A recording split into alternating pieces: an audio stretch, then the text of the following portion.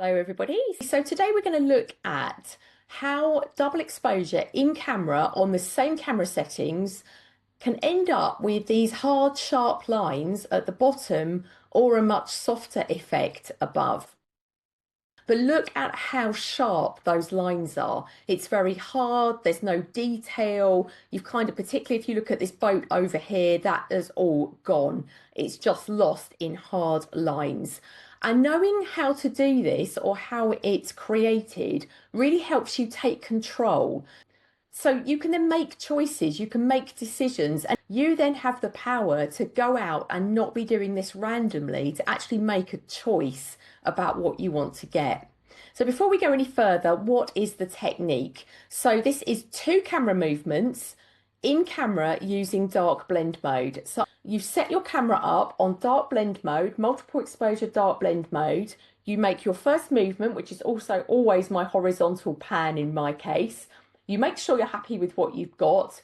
You follow the camera's instructions and then you make your vertical pan. I have talked about this in detail in another video, but I've just put the link to the other video below if you need it. And just to be clear, I'm always following a line. So in this case, this is again the harbour. I followed this line here and then I followed the line of the yacht masts to come up. When I'm at the bridge, I follow the line of the bridge and then I follow the line of the tree. Same thing here, followed the line of the horizon, followed the line of the person. So I'm always following lines. So how did I get this looking sharp and the other one looking soft? With this image, I have got the camera held absolutely parallel to the scene. So as you would if you wanted a very sharp image in traditional photography, you want to be parallel. If you were like this, you were going to get something else. You want parallel. So I've made sure I'm parallel as I'm moving, exactly the same on the vertical. And that is how I've ended up with those very sharp lines.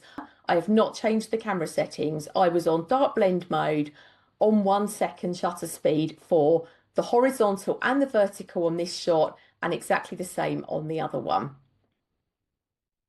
And this is a good example of how different the effect can be. Now, today on these 2 images, I was using a prime lens, which did end up with the kind of much softer background going on over here. And as you can see, same thing over here.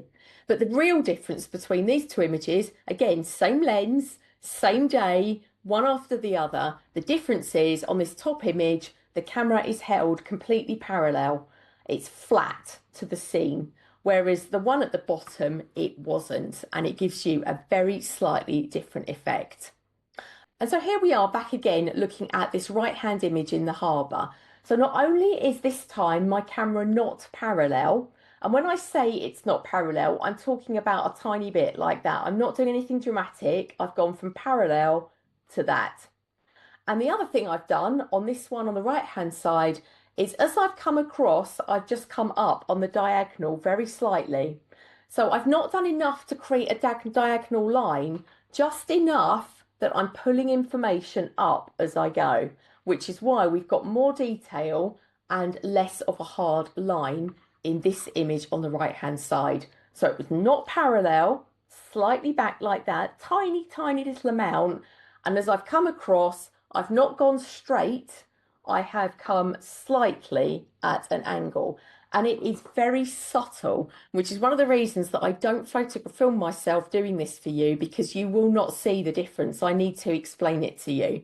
So tiny, tiny angle and not parallel is what got me the image on the right-hand side. And do I ever use a tripod? People are always asking me, oh, your lines are so straight. No, I never use a tripod. You would be so restricted by that. And for me, I can't manage a tripod with my hands. I don't want to. I hate the things. I want to be using my camera like a brush. I love the creativity of it. And if you are interested in that, you can read a bit about that in the book ICM Demystified that I published last year, or you can find more on it as well in the tutorial series, information coming up in just a moment. Next week, compositions everywhere. People say to me, where on earth do you find all these compositions? And for a while, I was super stuck and I couldn't see any compositions anywhere. So next week, I'm going to share with you some of the ways that I now see things to photograph everywhere I go. I am so frustrated when I go out and I haven't got the camera with me, which is why I've always got an iPhone hanging on a lanyard round my neck. So I've always got a camera. So I'll share that with you next week. Thanks so much for being here. I hope that helps with your creativity and have a great week. See you next time. Bye, everyone.